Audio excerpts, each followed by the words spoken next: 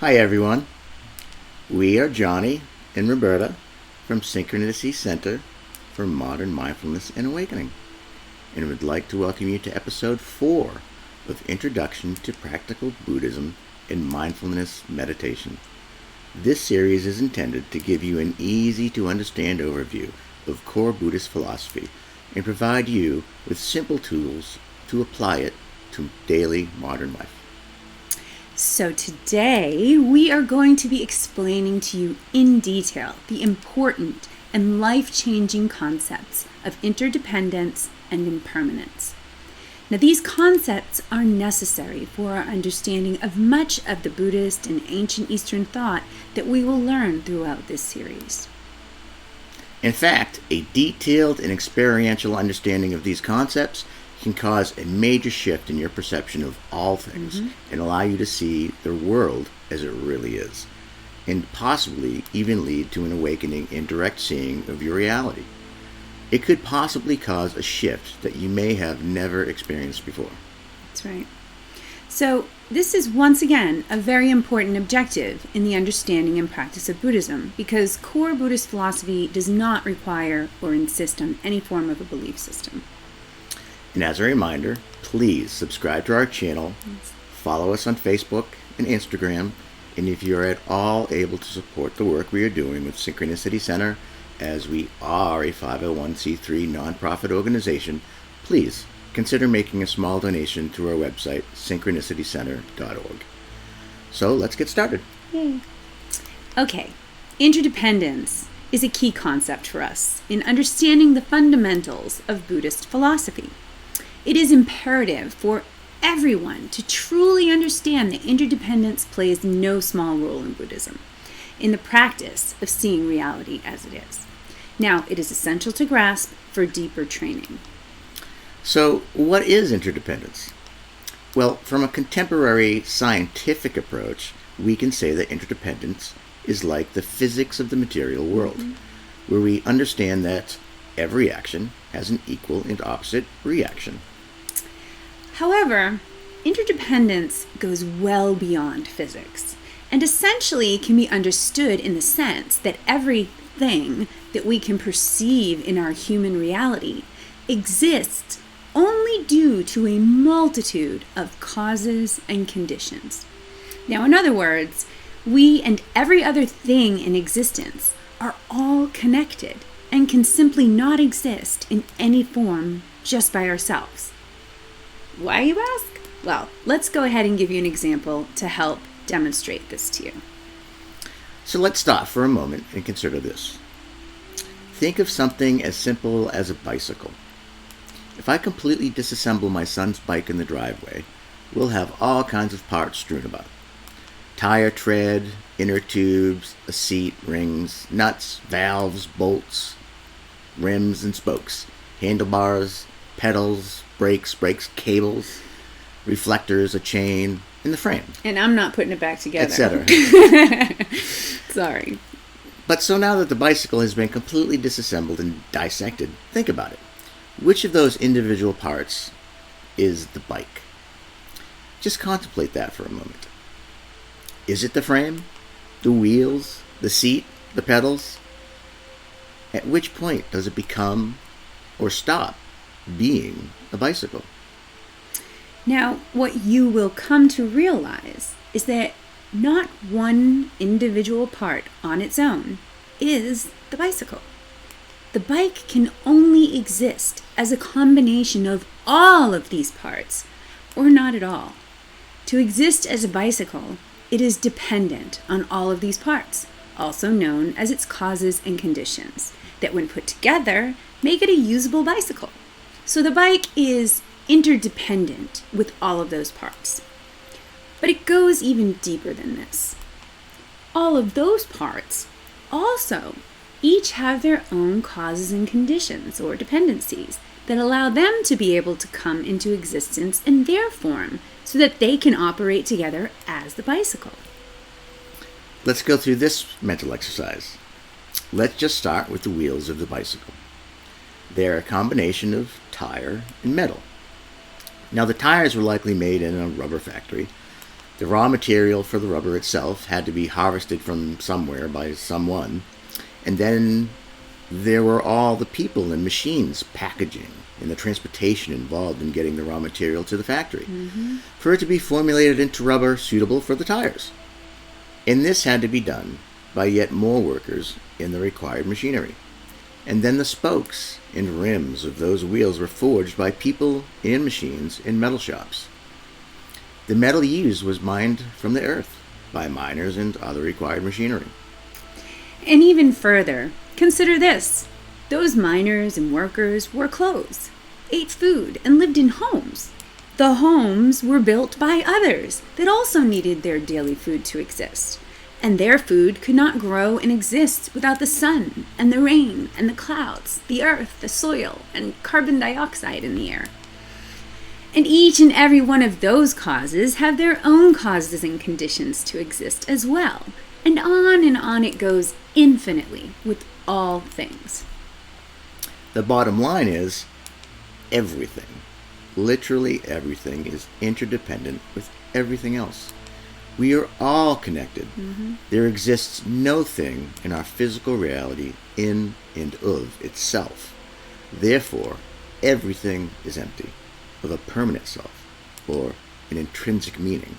There is no thing that isn't the result of an infinite list of causes and conditions, including our very own selves.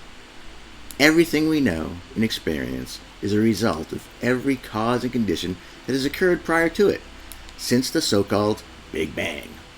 We just don't know what the causes and conditions for the Big Bang were. Well, not yet anyway. In fact, if there ever even was a Big Bang. Another beautiful term is provided by one of our favorite well-known teachers, Thich Nhat Hanh, in his commentary on the Heart Sutra, or the Prajnaparamita. He calls this phenomena of interbeing. And just paraphrasing the texts, he states so beautifully, to be is to interbe, as one thing cannot ever be alone by itself. I love that. Humans, especially scientists, seem to have this innate need to delineate boundaries between categories of all experienced things. And we all are very quick to place labels on them, such as land, sea, fish, animals, humans, including genus and species, and on and on. We've all been conditioned to do this for probably as long as we can remember. But the problem from a spiritual standpoint is that habit easily deludes us into believing that we live in this world of completely separate, independent things. But as we just demonstrated, our own investigation into interdependence and all things can prove otherwise. Through contemplation and meditation on the reality of interdependence, we can develop a more skillful, less painful, middle way approach to reality as it is, and help us all to cultivate compassion for all living things as we begin to experience the interbeing of everything, essentially treating everything as if it is our very own self. So the implications of this wisdom and perspective are that when you can embody the understanding that we are all connected and interdependent with one another and everything that exists, not only can we truly respect, understand, love, and cherish each other and all things, but it also allows us to grasp a deeper understanding of the Buddhist teachings on the three marks of existence: impermanence, not self, and dissatisfaction or suffering. Now, we'll get deeper into the totality of the three marks of existence in a future episode, but the next big concept we will cover within those three marks is the reality of impermanence.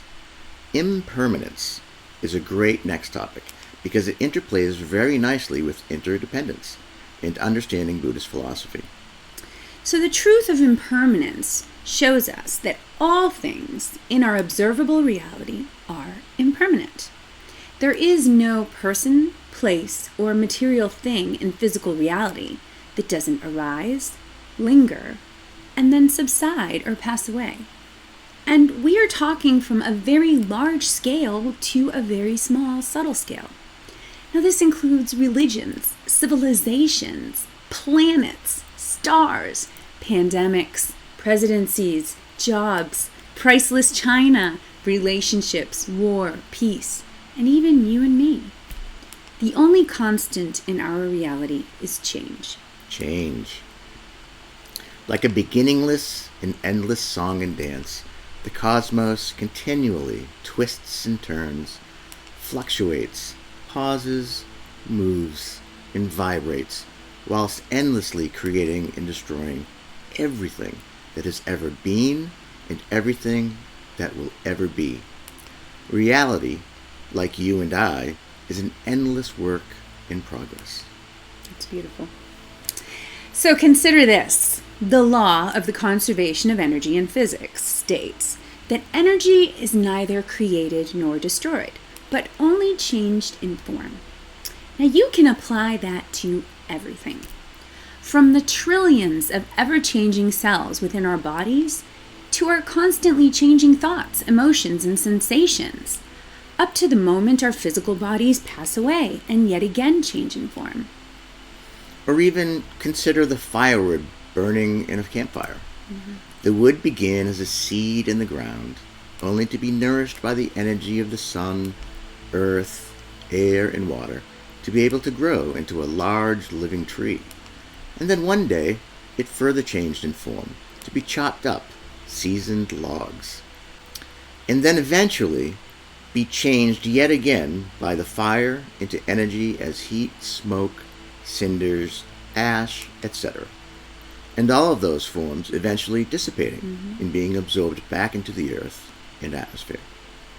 So Buddhism teaches us that nothing, including ourselves, should be seen as single solid things, but actually sequences of momentary events. And every single one of those events is impermanent and interdependent with its causes and conditions.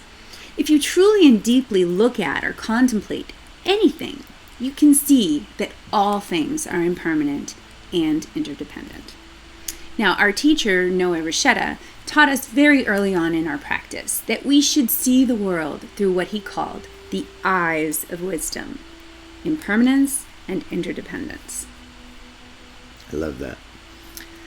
Now, the biggest problem with this reality of impermanence isn't so much that it exists, but that it's a reality that despite its obviousness, we all tend to ignore. We delude ourselves into believing that all things will last forever, at least the things that we like. Or we simply forget the reality that all things won't and don't, or just choose not to acknowledge it. We oftentimes don't even like to think about it, as if that will prevent it from being a reality. But why is that? Well, oftentimes, when we possess something we enjoy, be it a physical thing, even a person, an experience, or possibly even a drug, we develop an attachment to it, and then a craving for it. Then when we lose it or it goes away, we suffer immensely. And on the flip side, when we possess or are afflicted with something we don't enjoy, be it a thing, even a person, a place, a feeling, or an experience, we develop an aversion or a hatred for it. Then when it comes into our lives, we also suffer immensely. The ultimate practical lessons of the truth of impermanence are that when we truly understand and embody the reality that all things are impermanent, we can cling less to the things we like, and thus suffer less when we lose them. Likewise, we can also be more prepared for a loss when it does come, as we can truly know and accept that it is an unavoidable part of reality. And additionally, we can also become less averse, fearful, and hateful of the things that we don't like, and suffer less when we do encounter them, as we can understand the reality that they will not last forever. We can truly understand and apply that old saying that this too shall pass. And when we look deeply at the world with this shift in perspective and understanding of reality, we can also begin to see and appreciate many of the beautiful wonders in the world in our reality, big and small, and maybe cherish their existence a bit more. And we can also begin to understand that along with all of the beautiful things, there is also ugliness and atrocities that we'll inevitably see. we will begin to see and understand that one really cannot exist without the other. Now, we will be diving deeper into exploring that concept in a future episode when we begin to explain the concepts of emptiness and non-duality. But overall, everything is impermanent. Good things and bad things. They will come and they will go, but they can never stay. And in reality, none of us ever even know whether any situation or event that we encounter is ever truly bad and what is ever truly good. At any given moment, we simply don't know. However, a strong experiential understanding of impermanence can impel you to become a more open-minded, less judgmental person that doesn't get too attached to what one, yourself, or others think may be good or bad. In Buddhism, this is called equanimity. When we see the world with equanimity, we can see and accept all things as they truly are.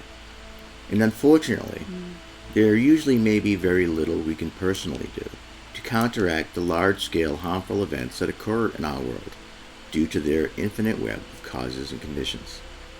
However, on a positive and uplifting note, with the embodiment of equanimity derived from the understanding of interdependence and impermanence, we can choose to act skillfully and with compassion and empathy to ease our suffering and the suffering of many of those around us that are within our reach of influence in any and all situations. So that about wraps it up for this episode on interdependence and impermanence.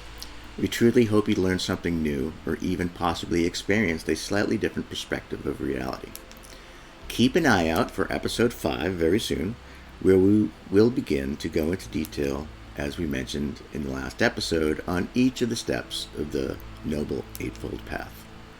And all of this will help to lead you to the beginning of a practical foundational understanding of many of the subjects yet to come in core Buddhist philosophy and practice. And soon enough, we will be getting into teaching you actual mindfulness meditation techniques in the coming episodes, so that you can begin to put this intellectual knowledge into experiential practice. Please feel free to post any questions in the comments, and we will try to answer those questions in a subsequent episode. Also, please don't forget to like, share, and subscribe. Follow us on Facebook and Instagram, and check out our website, synchronicitycenter.org. And sign up for our newsletter to keep up to date with all of the things we are up to.